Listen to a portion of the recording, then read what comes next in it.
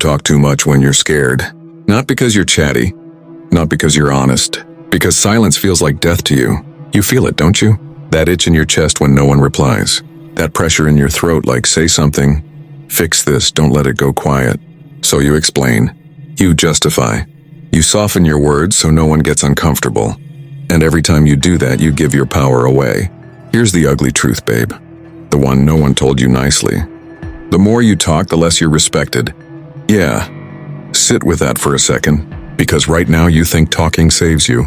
You think clarity saves you. You think if people really understood your heart, they'd treat you better. But look at your life. Look at your dating history. Look at the people who drained you. Look at how often you were understood but still abandoned. Talking didn't protect you. It exposed you. You gave access to people who hadn't earned it. You handed out emotional explanations like receipts. You showed your fears before they showed their character. And they clocked it. Every time. See, silence isn't weakness. Silence is terrifying only when you don't trust yourself. When you don't trust that you'll survive being misunderstood. When you don't trust that walking away is an option. When you think your worth depends on being liked. That's why your mouth runs when your nervous system is fried. You don't speak because you're strong. You speak because you're afraid of losing control. Afraid they'll think you're too much. Afraid they'll leave if you don't explain your mood. Afraid they'll choose someone else if you don't remind them you exist. So you preempt rejection by oversharing. And the world rewards you with less respect, less mystery, less effort from other people. Harsh? Yeah. True, absolutely. Because here's the thing no one says out loud. People treat you based on how contained you are. When you spill everything, you tell them, I can't hold myself together without your response. That's not intimacy. That's panic. And panic is loud. Real confidence? It's quiet. It doesn't rush to explain. It doesn't chase closure. It doesn't beg to be seen. It lets things breathe. And if that scares you right now, good. That means this is about to change your life.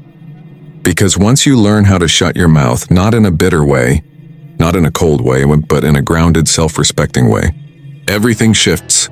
People listen differently. Men behave differently. You behave differently. You stop leaking your energy everywhere. You stop talking yourself out of dignity. You stop handing power to people who haven't proven shit. And suddenly, you're not explaining. You're observing. You're not chasing. You're choosing. You're not loud. You're solid. That's the woman who wins. And if that made you uncomfortable, good, because comfort kept you stuck. It usually starts late at night. That quiet hour when everyone else seems settled and your brain decides to go feral. You're in bed, phone lighting up your face, refreshing the chat even though you know nothing's changed. Still no reply. 30 minutes feels like a personal attack. You tell yourself you're chill.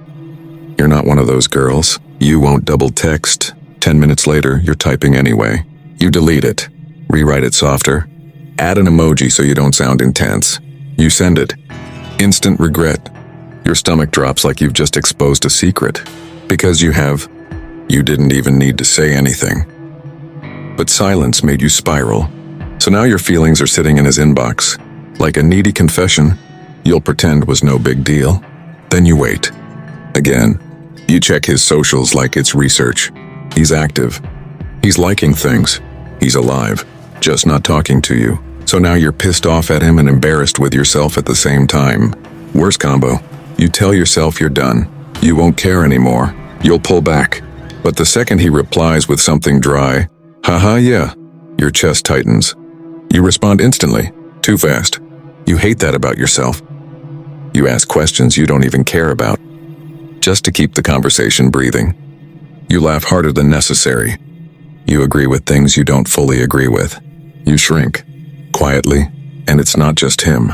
At work, you over-explain your ideas like you're asking permission to exist. You say sorry before you even speak. You soften your voice so no one feels threatened. With friends, you overshare everything.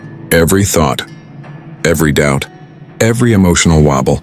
Then you go home feeling weirdly empty, like you gave too much again. You replay conversations in your head, wondering if you said too much. Or worse, if you said the wrong thing. You promise yourself next time you'll be calmer, more mysterious, more unbothered. But when the moment comes, your mouth betrays you. Because deep down you're scared that if you don't explain yourself, people will misunderstand you. Scared that if you don't show how much you care, you'll be forgotten. Scared that being quiet means being disposable, so you perform. You become agreeable, understanding, emotionally available to everyone except yourself. You teach people that your boundaries are flexible, that your time is endless, that your feelings are always open for discussion. And the worst part? You know you're doing it. You feel that moment right before you speak where you should pause, where silence would protect you. But instead, you fill the space.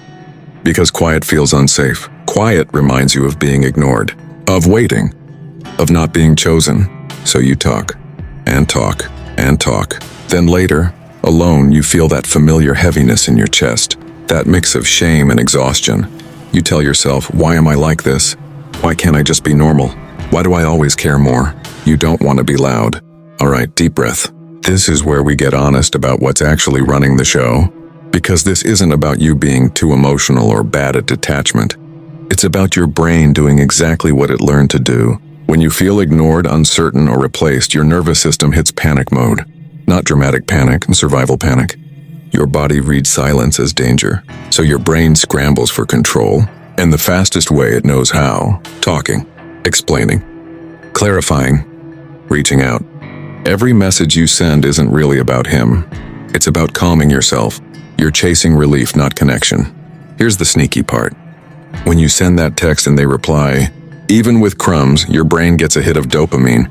Tiny, temporary, but enough to breathe again. So your brain learns, talking equals safety, but the calm never lasts. So you do it again and again. And suddenly you're stuck in a loop where your peace depends on someone else's response time. That's not love. That's a chemical cycle. And underneath that cycle is an old wound. Most women who struggle with this didn't feel consistently chosen growing up. Love felt conditional.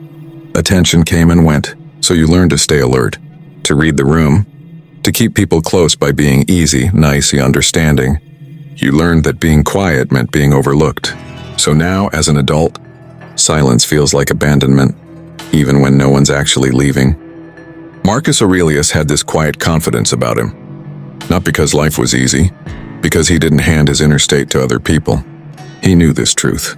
You can't control outcomes, only responses.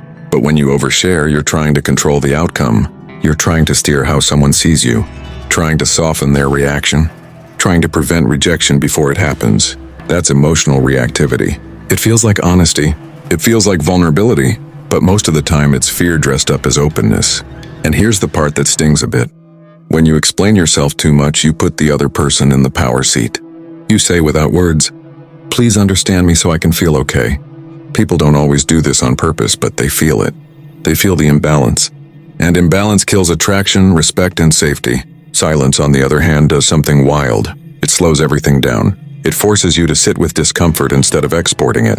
It gives other people space to show their true intentions. Stoics believed your energy is your responsibility, not your partner's, not your friends, yours. When you stop reacting immediately, you stop being predictable. And predictability, especially emotional predictability, is what makes people take you for granted. This isn't about being cold. It's about being contained. A woman who can feel deeply without leaking. It everywhere is dangerous in the best way. Because she's not ruled by impulse. She's not chasing control, she's grounded. This is where it stops being emotional insight and starts becoming power. No theory, no fluff. Just moves you can make today. Exactly 5. Do them messy. Do them scared. Just do them. Step 1. Create a 24-hour rule for emotional speech. Anytime you feel the urge to explain, confess, defend, or clear the air, you wait 24 hours. Not 5 minutes. Not after I calm down. A full day. Why? Because 90% of what you want to say is driven by emotion, not truth. Write it in your notes app. Say it out loud to yourself. Go for a walk. Take a shower. Sleep. If it still feels strong tomorrow, fine. Say it cleaner. But most of the time, you'll read it back and think, why was I about to embarrass myself like that? Silence saves you from yourself. Step 2. Stop explaining yourself to people who've already shown you who they are. This one's brutal, but listen. If someone keeps hurting you, confusing you, or pulling away, explanations won't fix it. They're not confused. They're not clueless. They're just not prioritizing you. So stop giving emotional lectures to people who've already decided how much effort they'll give. No more. I just want you to understand where I'm coming from. If they wanted to understand, they would have asked. Explaining yourself to the wrong people trains them to disrespect you. Politely. Step 3. Answer what's asked. Don't volunteer extra. This step will change how people treat you. From now on, you answer the question, and then you stop. No backstory. No emotional footnotes. No over-clarifying so you don't look mean. Someone asks how you feel. Answer simply. Someone asks your opinion. Give it once. You don't need to soften everything with laughter or apologies. You don't need to earn your space. Short answers feel uncomfortable at first. That's just your old people-pleasing muscle screaming. Let it scream. Step 4. Use silence as information, not a threat. This is where Stoicism really kicks in. When someone goes quiet, pulls back, or delays responding, don't rush to fill the gap. Observe. Silence gives you data. It shows you who leans in and who disappears when you stop chasing. If someone only shows up when you're explaining, apologizing, or emotional, that's not connection. That's access. Let silence expose what words were hiding, and remind yourself, you don't lose people by being quiet. You lose people by overextending. Step 5. Speak only when it strengthens your position. Before you speak, ask one question. Does this make me feel more grounded or more anxious? If it makes you feel smaller, shakier, or desperate, don't say it. If it comes from self-respect, say it calmly and once. Powerful women don't speak often. They speak intentionally. They don't explain themselves into exhaustion. They let their standards speak. This step turns you from reactive to rooted. And once you feel that shift, you'll never want to go back. This is the moment it all starts to feel different. Not overnight, not magically, but quietly and for real. At first it feels wrong. You don't text back straight away. You don't explain your tone. You don't rush to fix the vibe. Your body panics. Your chest tightens. Your brain screams, say something. Don't mess this up. But you don't. And nothing bad happens. The world doesn't end. They don't disappear in a puff of smoke. You're still here, breathing, alive. That's when it clicks. You realize how much energy you used to bleed trying to manage other people's feelings. How tired you were from always being on, always available, always understanding. Now, you're still kind, but you're not frantic. You stop chasing replies. You stop checking your phone like it owes you something. You stop replaying conversations at 2 a.m., wondering if you sounded stupid. And the calm feels unfamiliar, almost boring. But underneath that boredom is power. You notice how people respond differently. Some lean in, some step up, some fall away. And instead of freaking out, you clock it. You finally see who only liked you when you were overgiving, who only stayed when you were explaining yourself into knots. That used to hurt. Now it feels clarifying. You don't feel the need to convince anyone anymore. You don't chase closure. You don't need the last word. Because you've got something better, self-control. Your reactions slow down. Your emotions stop running the show. You still feel deeply, but you're not drowning in it. You respond instead of react. And that changes your whole identity. You're no longer the woman who texts paragraphs. You're the woman who pauses. You're no longer the woman who explains her boundaries. You're the woman who enforces them quietly. You don't announce your standards. You live them. Men feel it. Friends feel it. Even strangers feel it. There's a steadiness about you now. You don't overshare your pain. You don't leak your fears. You don't beg to be understood. You trust yourself enough to be misunderstood. And that's when something wild happens. People start respecting you more, not because you demanded it, but because you stopped chasing it. You become harder to shake, harder to manipulate, harder to ignore. You're not cold. You're contained. You're not distant. You're discerning. You've learned that not every feeling needs airtime. Not every thought needs a microphone. Not everyone deserves access to your inner world. Your life gets quieter and stronger. Less drama. Less chaos. Less emotional whiplash. More peace. More clarity. More self-trust. You don't need to prove you care anymore. You don't need to explain why something hurt. You don't need to convince anyone of your worth. You know it now. And once you feel this grounded, this solid in yourself, you'll never go back to being the woman who talked herself out of dignity, because silence didn't make you weaker. It made you unshakable.